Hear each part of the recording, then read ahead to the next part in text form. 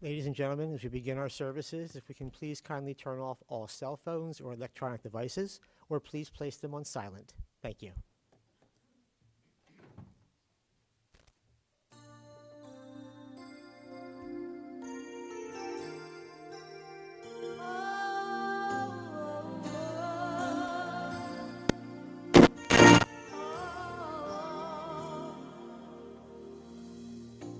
It must have been cold there in my shadow to never have sunlight on your face. You were content to let me shine, that's your way. You always walked a step behind. So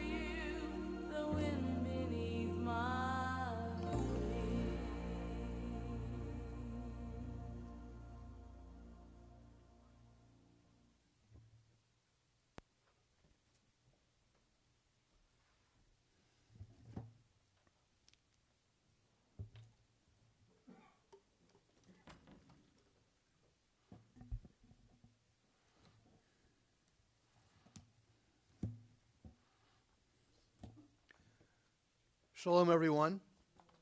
I am Rabbi Gary Gans. I'm the Rabbi Emeritus of Congregation Beth Tikva in Marlton. I'm honored but sad to be with you here this morning. The introductory song was lovely, was Bette Midler, for those I'm sure who recognized it. And her favorite lyrics, or my favorite lyrics of hers,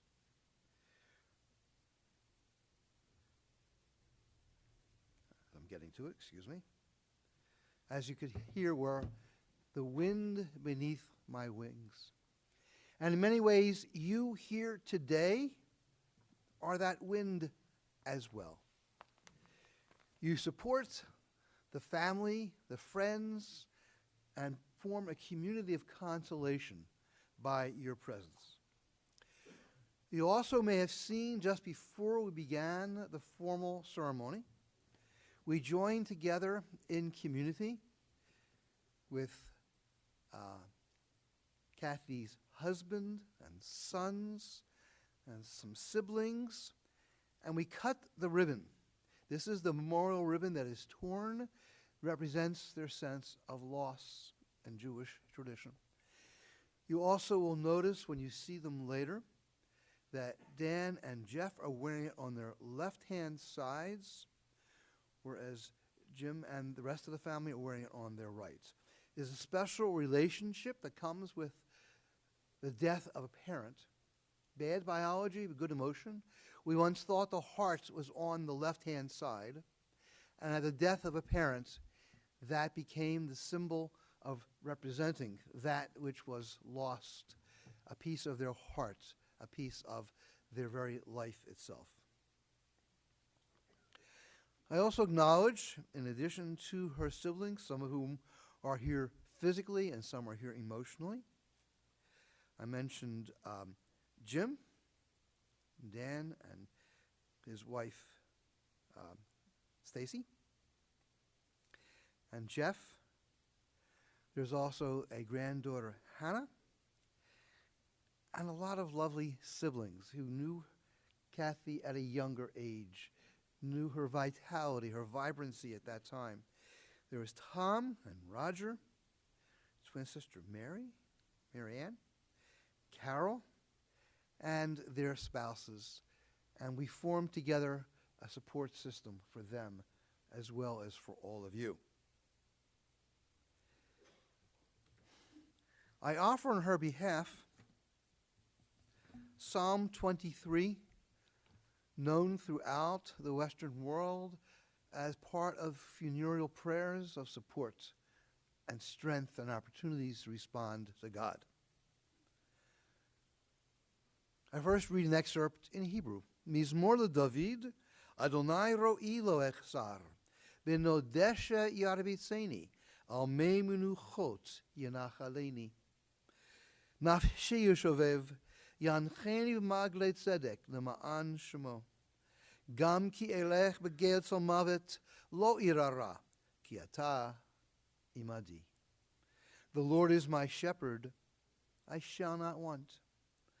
God has me lie down in green pastures. God leads me beside the still waters and guides me on paths of righteousness. God revives my soul for the sake of God's glory. Though I walk in the valley of the shadow of death, I fear no harm, for you are with me. Your staff and your rod do comfort me. You set a table in sight of my enemies. You anoint my head with oil. My cup overflows. Surely goodness and mercy shall follow me all the days of my life, and I shall abide in the house of the Lord forever.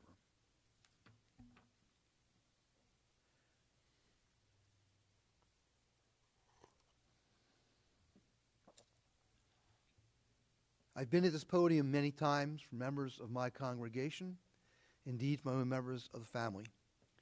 And I shared with them one of my favorite funereal prayers, written several thousand years ago by a rabbi scholar named Ben Sirach. His words echo through the eons for me, and I'd like to share them with you in translation. And he wrote, "We are all destined to die. We share it with all who ever lived, with all who ever will be. Cry for the dead. Hide not your grief. Do not restrain your mourning, but remember that continuing sorrow is worse than death. When the dead are at rest, let their memory be a source of peace, and be consoled when the soul departs. Death is better than a life of pain, and eternal rest than lingering illness. Let us not seek to understand what is too difficult for us, nor search for what is hidden, nor be preoccupied with what is beyond, for we have been shown more than we can comprehend.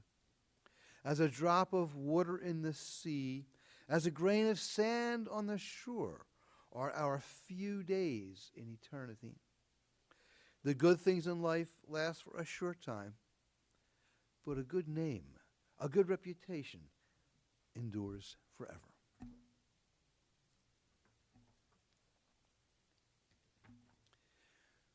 I also offer from the book of Proverbs a prayer that encapsulates so much of what you remember and you know from Kathy. Eshachayal miimsa, rechok mipinim michra. A woman of valor, who can find? She is more precious than fine pearls. Her family trusts in her, and so they lack nothing. She does them good, never harm, all the days of her life. She perceives that her labor is rewarding. Her candle burns on into the night. She reaches out to those in need and extends her hands to the poor. She is clothed in strength and dignity, and she faces the future cheerfully. She speaks with wisdom. The law of kindness is on her lips. Her family, her friends rise up and bless her, and they sing her praises. Many daughters have done valiantly, but you excel them all.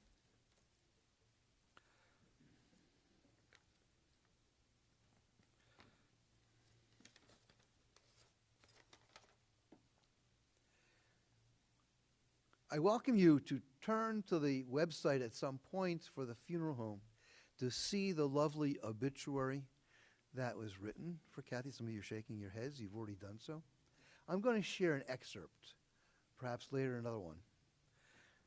It puts in light that prayer from Ben Sirach about release and relief that comes with death. After valiantly battling ovarian cancer for almost 4 years, Kathy passed away on August the 22nd. She is survived by her devoted and loving husband of 52 years, Jim Kellmer, her oldest son, Dan, and his fiancée, Stacy, her younger son, Jeff, her granddaughter, Hannah. Kathy is also survived by her siblings, Tom, Roger, her fraternal twin sister, Marianne. By the way, twins run in my family too, so I identify with that.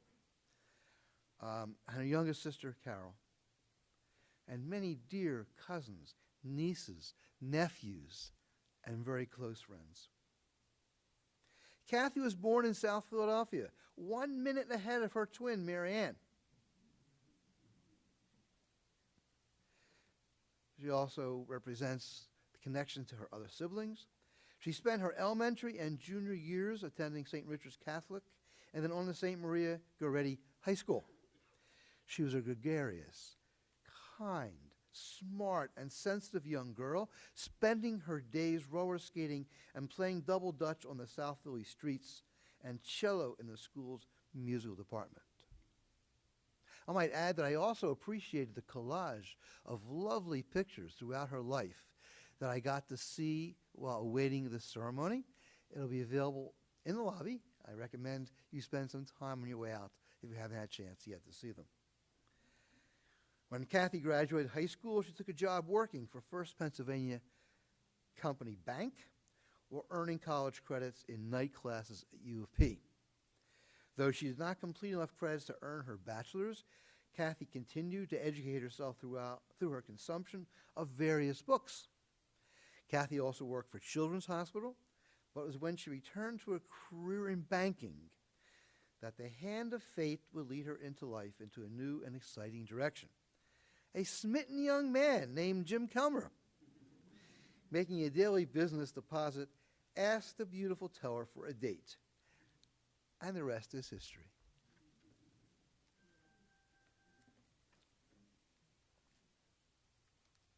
From the book of Ecclesiastes, for everything there is a season, a time for every experience under heaven, a time to be born and a time to die, a time to plant and a time to uproot what is planted, a time to tear down and a time to build up, a time to weep and a time to laugh, a time to grieve and a time to dance, a time to throw stones and a time to gather stones, a time to embrace and a time to refrain from embracing, a time to seek and a time to lose, a time to keep and a time to discard, a time to tear and a time to sow, a time to keep silence and a time to speak. Indeed, to share some feelings, I'm honored to call first on Dan.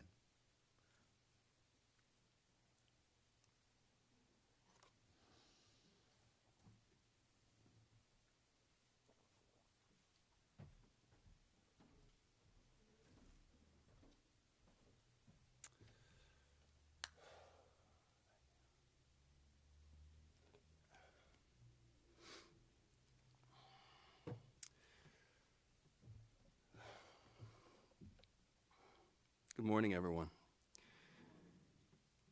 And on behalf of my mother, my father, family, and myself, a deep and heartfelt thank you for coming here today to honor the life of my mom, Kathleen Kellmer.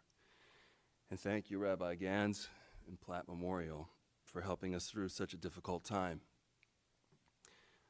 I'd like to express my deepest gratitude to the doctors, dear friends, family members, neighbors, and the hospice workers for everything they've so compassionately done.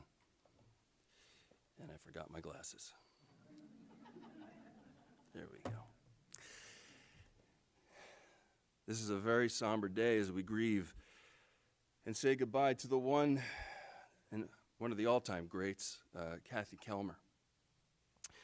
But as one of my mother's favorite quotes says, life is 10% what happened to you and 90% what you do with it. So in honor and memory of her, let's take some time to light up the room like the way only she could when she entered one, and celebrate her life through story. She loved a good story. And I ask your forgiveness for anything that you have already read in an obituary, but some of this is going to overlap. My mother was born Kathleen Marie Loudon on May 16, 1945, 1 minute ahead of her fraternal twin sister, Mariana. She told me many times over her life that her earliest and one of her most cherished memories was of looking across the bedroom from her crib and seeing you. She saw you looking back at her. She grew up in a 3-bedroom, 1-bedroom row home at 2902 South Sydenham in South Philadelphia with her twin and 2 older brothers, Tom and Roger. Her little sister Carol, to my mother's delight, would be born 13 years later. Her parents, my grandparents, Anna and Tom, were both children of immigrants. Our maternal side, the Palizzis from Sicily, and the paternal side from Ireland and Wales. The living quarters and money were tight in the Loudon household, and the stern rules set by her devoutly Catholic parents challenged my mother's independent spirit. According to my mom, she was often in conflict with her parents since her rebellious nature chapped their very conservative ones. She was once punished for simply talking to a boy on her porch. But did that stop her? No. Chatty Cathy, as she was nicknamed, continued finding joy in being sociable. She was so chatty and sociable, in fact, that my Aunt Mary Ann tells me my mom was getting her in hot water and had to ask to have her seat moved in class. When Mom entered high school at St. Maria Goretti, she discovered a love for music, baking, and fashion. She played the cello in the school music program along with her French horn playing sister. She also saved up enough money working her first job, again with her sister, at the five and dime known as G.C. Murphy Company to pay for a sewing machine so that she could make her own clothes. Her baking and sewing skills would continue to develop throughout her life, unlike the cello. And many of us would eventually be the lucky recipients of her tasty gourmet confections and impeccably stitched gifts, clothing, and my favorite, her Halloween costumes that she made for my brother and I. By her late teens, radical and needed social change of the 1980s excited Kathy, and her appetite to soak up the music and culture grew. When she had more income, she started buying albums by the Beatles, Stones, Janis Joplin, The Doors, and jazz artists like John Coltrane, Wes Montgomery, and Herbie Mann. She bought high-fashion garb, but not wanting to catch the ire of her mother, would mark the price tags down 75% so that when my grandma Mann saw them, she didn't throw a fit.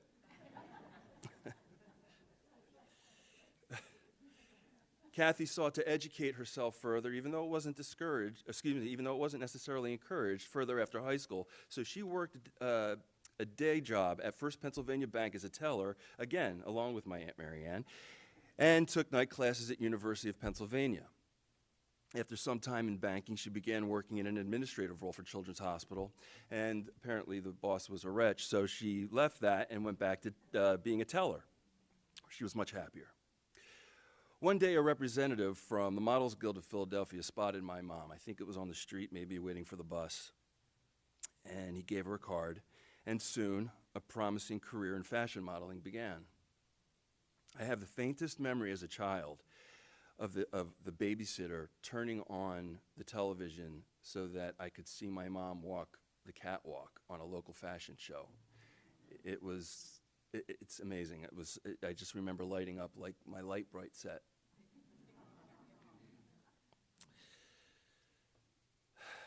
Alas, my mother couldn't take modeling too seriously. It just wasn't really for her. And even though opportunities were opening up for her in New York, she chose to leave the industry and focus on being a wife and a mother. But I'm getting a touch ahead of myself. I need to go back to her days at the bank for a moment.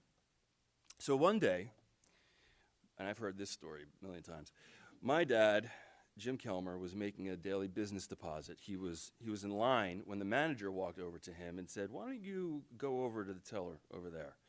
My father looked across the room and saw this elegant, blue-eyed brunette beauty with cheekbones to make Katharine Hepburn jealous. And he strolled right on over. And Kathy began counting out the cash, right, as you say. And then, whoops, a counterfeit 50. She didn't even look.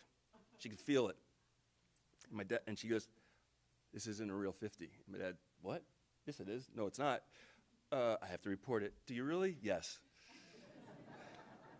"Well, in that case, could I at least take you to dinner? How about Chinese?" And everyone just, please understand, that was not my dad's counterfeit 50 or Kellmer's. It was off the street, got past the cashier into my dad's hands. And thank goodness, right?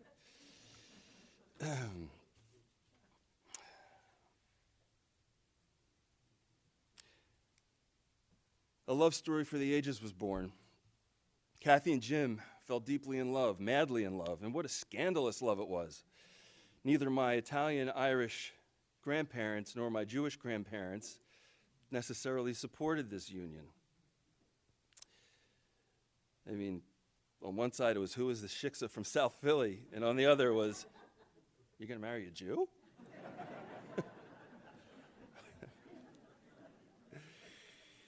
But no matter what, my parents were going to marry and start a family with or without their blessings. And you and Mom were so brave for that. You really were, Dad. And we all know that in time, your mother and father, Jack and Doris, loved deeply their daughter-in-law, Kathy. And her parents loved you, Ann and Tom. and then they wanted you in concrete shoes when Mom converted to Judaism 5 years later. But then they learned to love you again.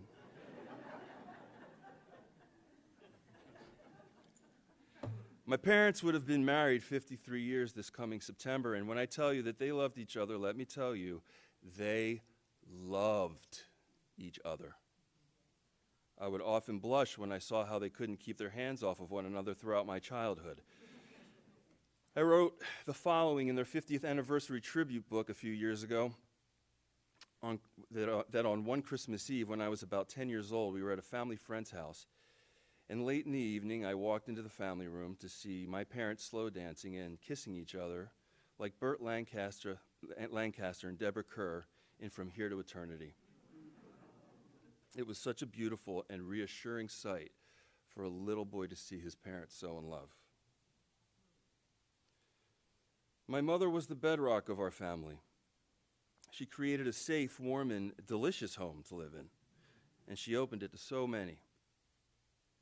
When my friends and Jeffs were invited to stay for dinner, they couldn't believe what had just leapt off the cover of Bon Appetit magazine and onto their plate, or gorged on the desserts that she baked. Now, our unofficial third brother, Josh Salkin, along with Jeff, once ate a whole almond cake one night that she had made for a committee meeting that she was going to be bringing. But she didn't, she was understanding. She didn't lose her mind. But I got to tell you, the committee meetings and the board meetings, oh my God. In the obituary, I mentioned how my mom was president of the PTA. Excuse me. And put together these amazing craft fairs with the help of her best friend, Nancy Zimieski. And they were extraordinary. She raised a ton of money, and I don't think the school had ever seen events like that, and they probably haven't seen them since. She would literally bake and sew night after night for these events, and often to the point of tears because it was so stressful, but she always got it done. But it didn't end there. You see, when my mom decided she was going to get involved in something or behind a cause, she went all in. That committee I just told you about, the Committee of Concerned Parents, I don't know if anybody in here remembers this, but that was a Cherry Hill group that she started to squash underage drinking that was being kind of permitted in some homes. And after she caught Jeff a few times coming home from a house where booze had been allowed, well, this was my senior year, and I got to tell you, it just did wonders for my social life. She launched the first Project Graduation, which was a hosted alcohol-free party sponsored by the township and high school, and honestly, it was only because she loved the neighborhood kids, and she just wanted them to be safe. My mother treated everyone with kindness and respect. It didn't matter what your last name was or how much or how little status you had. She only cared about the character of the person. And though she was known for being as nice as she was also no shrinking violet. If someone had proven themselves unkind to her or untrustworthy or worse, inflicted pain or emotional distress on someone that she loved, she would not shine her light in their direction, and that person would feel the chill of that shadow cast upon them. I mean, she was Sicilian.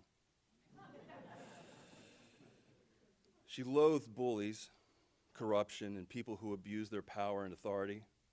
It should be noted that despite her exceptional knowledge of U.S. and world history, and she would crush Jeopardy every night, but she had a disdain for authoritarianism.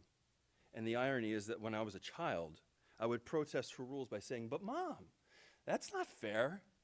And she would say, "Danny, you seem to have this confused with a democracy." It's not. It's a dictatorship. And that would be the end of that. And since we're on the subject, my mother would not want me to canonize her. She was very modest. So I might as well mention a few of her flaws. She had foibles, just like all of us. She was human. She can indulge in hyperbole. She would sometimes tell a white lie to skirt an issue, sometimes make a snipey remark out of nowhere. And she was extraordinarily stubborn, to a maddening degree, actually. And she would selectively act at times in avoidance to a certain subject or a difficult one and shut down an important conversation and dismiss me at times, and it would drive me nuts. but I still loved her. She was also very quick to cry because she had thin skin. And she also could not sing to save her life. She couldn't sing in key, she couldn't sing in time, and we used to laugh. We used to laugh at you. And she would laugh. She would start laughing when I laughed at her. Stop, Mom, stop singing, please. Back to the good stuff. More often than not, if she knew you casually or closely, she expressed a generosity of spirit that was authentic, and she never, ever asked anything in return. Never. She just genuinely wanted to spread joy, and she was just so classy. Money cannot buy you class, she would often say. It's how you treat people that matters. How true. She entertained in her home from the time I can remember. She threw my Aunt Carol, I think it was your 18th or graduation party on our house on Fireside. That was the first big, well, aside from my Halloween birthdays, that was the first big family party I remember her throwing. She cooked everything from scratch and adorned the table as though royalty were attending her dinners.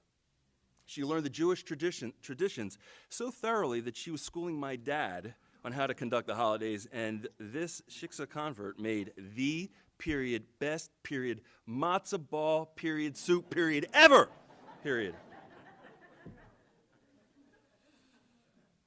The woman would cook and entertain so exquisitely, and although she would turn into a wildebeest while doing it, she loved having friends and family, and even friends of friends or strangers that we didn't know sometimes, over to our house for a feast. Years ago, a dear friend at his mother's funeral, a very dear friend, said something in his eulogy that has stuck with me ever since. He said, I must have told my mom 1,000,000 times that I loved her, but I never told her why. That stuck with me. So, I made a point over the years to tell my mother why I loved her so much while she was healthy, and especially during her 12 days in hospice. I held her hand. I put her hand to my face. I told her she was the greatest and most loving mother I could have ever hoped for. I told her I loved her for singing, yes, singing, Mockingbird to me when I was a little boy, though I don't remember it, but it was in my baby book. I told her I loved her for reading bedtime stories to me. That I remember. I don't know that she ever missed one. I loved her for making my father her #1 priority above everyone else. Teaching me that the person you choose in life as your partner is the most important, powerful choice you can make. It has led me to choose a magnificent woman named Stacy, who has been by my side for 18 years. Thank you, Mom. I told her I loved her for wanting to put me in art classes when I was 3, but had to wait until I was 5, and for taking me to art class with Christian Mieski every week of my life until I could drive myself. For supporting my obsession with horror movies and making bloody gags and monster masks in the basement and seeing it as the art that it was, instead of thinking that I was totally nuts and needing to have me committed.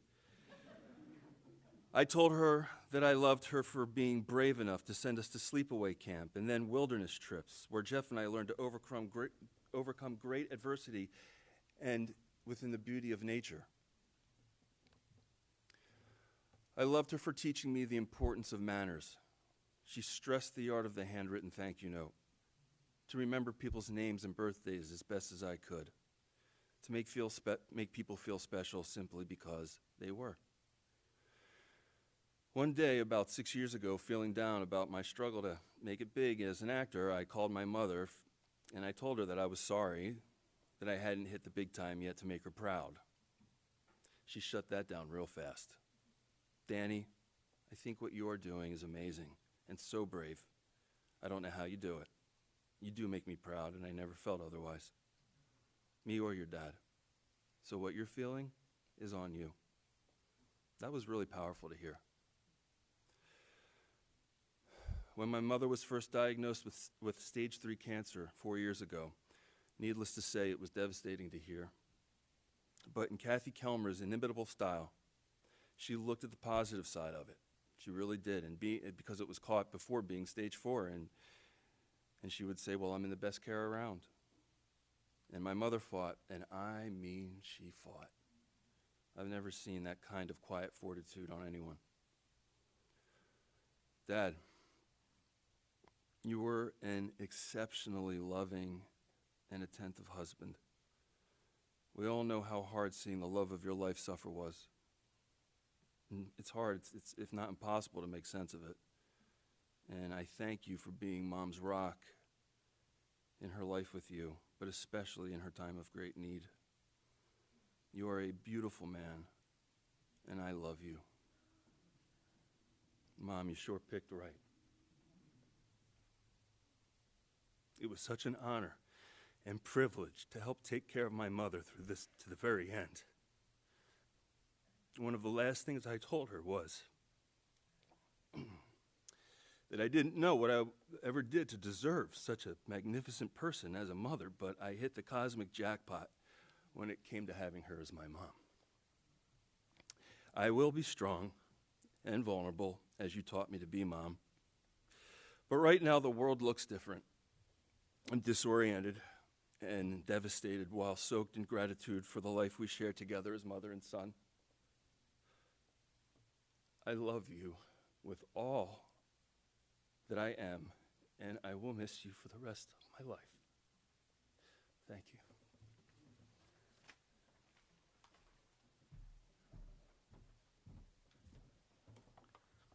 Thank you, Dan.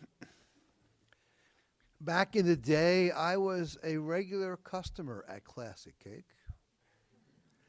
probably owing a number of my pounds of weight, but presumably I ate some of her goodies too, so I appreciate it. I now call on Jeff to join us, please. No? Okay. Sharon.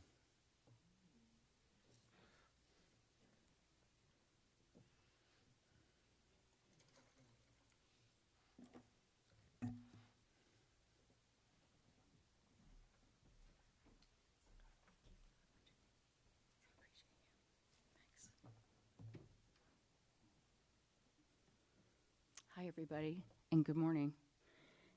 Good morning.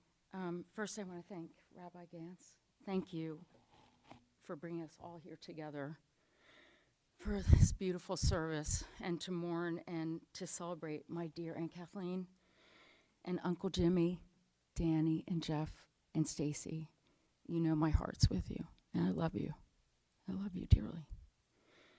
I don't know if I can follow Danny so much at all, and I might overlap a little bit, but for those who I haven't had the pleasure of meeting, I'm the eldest niece of the Polizzi Loudon side of the family, and some of you also know Aunt Kathleen as Kathy, but to me, she was always my Aunt Kathleen.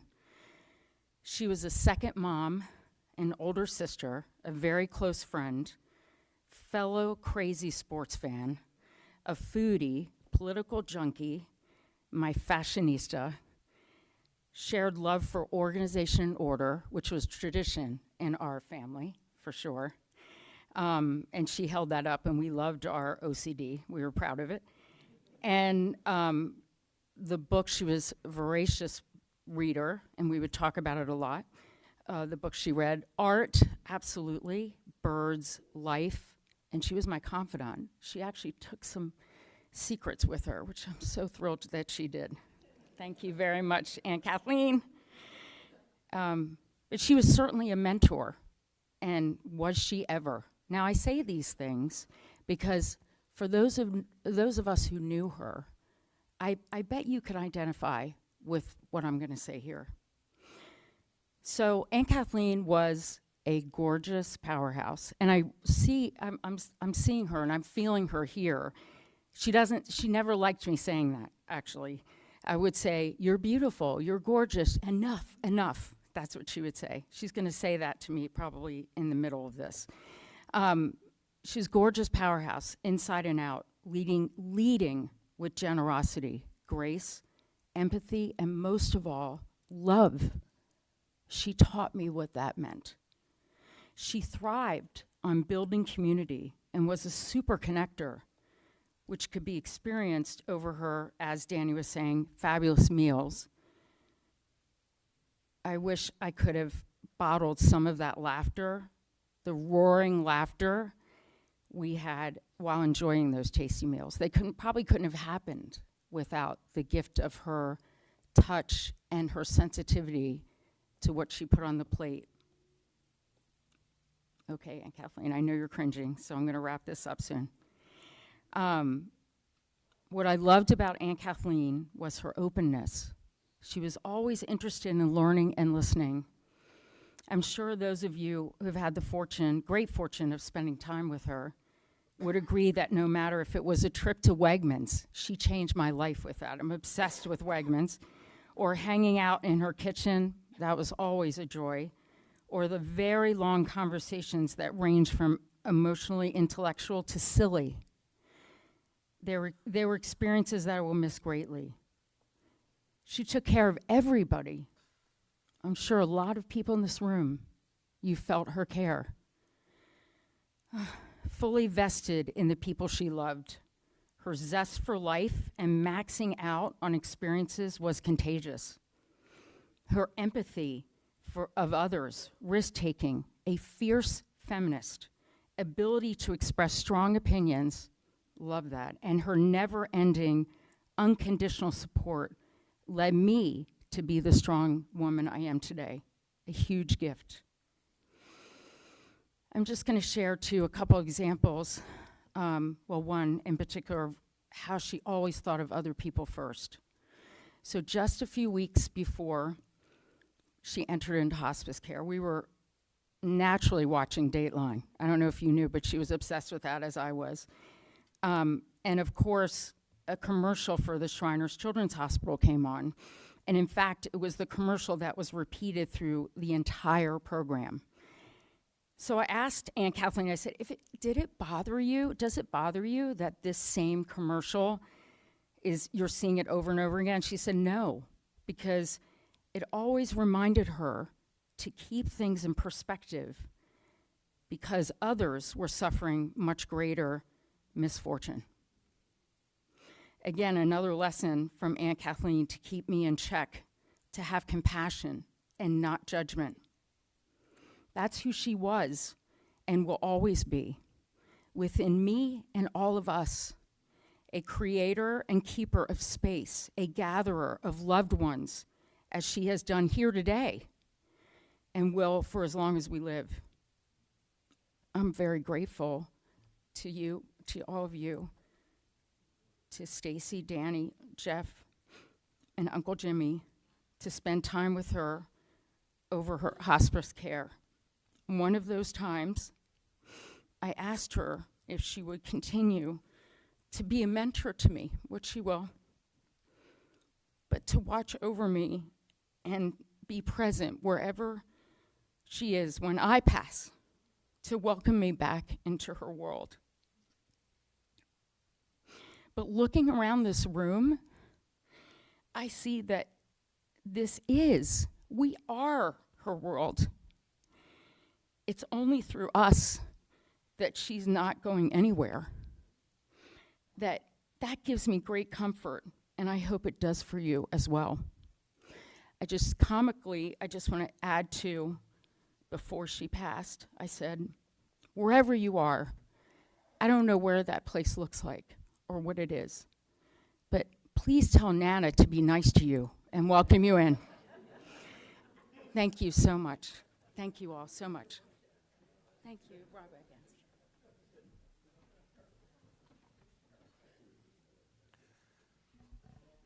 And thank you, Sharon, for filling in so many pieces of the lovely painting and describing our world that we enjoyed with Kathy. I'm going now to read a prayer known as El Malei Rachamim, God the Compassionate One. Even in moments of sorrow, we turn to God for strength. I ask everyone who is comfortable to kindly stand.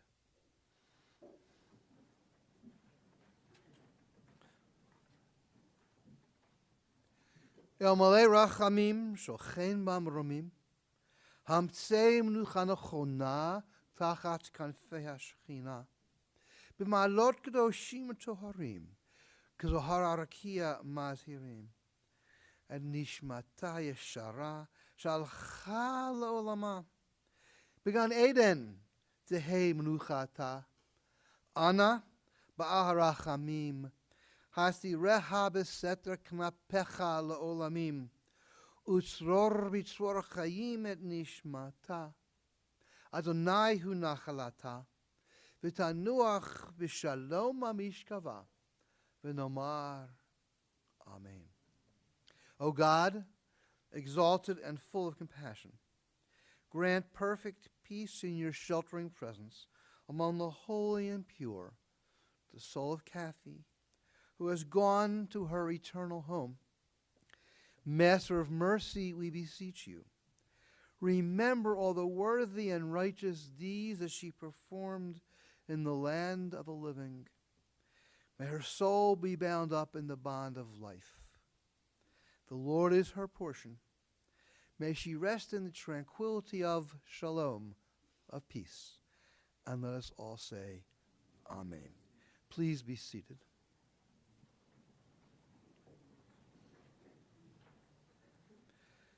The burial will take place at the Locust Wood Cemetery on Route 70. There will be Shiva this afternoon at Jim's home. I will be honored to lead a Shiva service at 6:30. There also will be Shiva tomorrow afternoon, 2 to 3:30.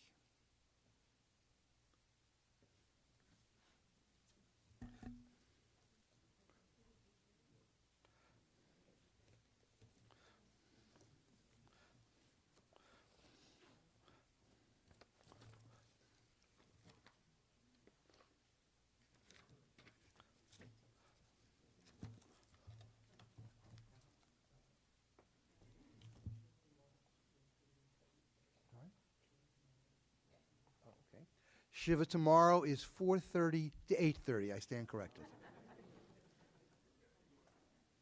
Will the pallbearers please step to the center aisle?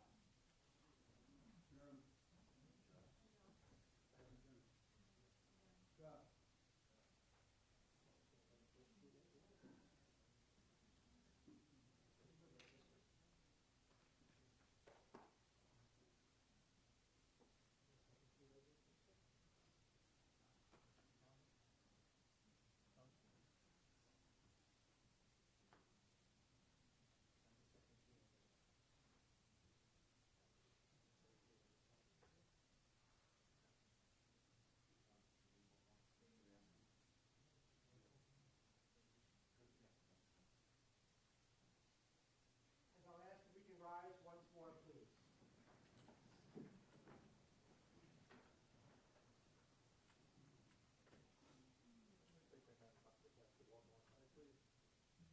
Adonai mi agur bohelecha, mi yishkon bahar klakshecha. Holech tamim poel tzedek, v'dover emet l'rabo, lo ra'al al shono, lo asal re'ehu ra'a, v'cherpa lo nasa al krobo. Nivzeh be'einav yu'at, v'et yireh Adonai yikadeg, yishbal ha'rav lo yamir, kasol lo lepan b'nefesh, v'shokad al nafid lo lekan, v'use eleh, lo yikach lo yimot b'yola.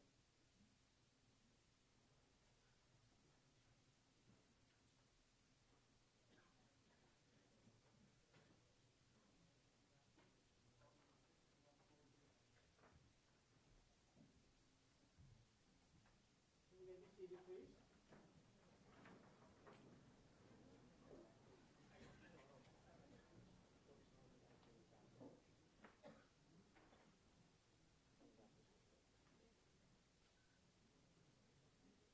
Let's kindly remain seated, please, just for a moment.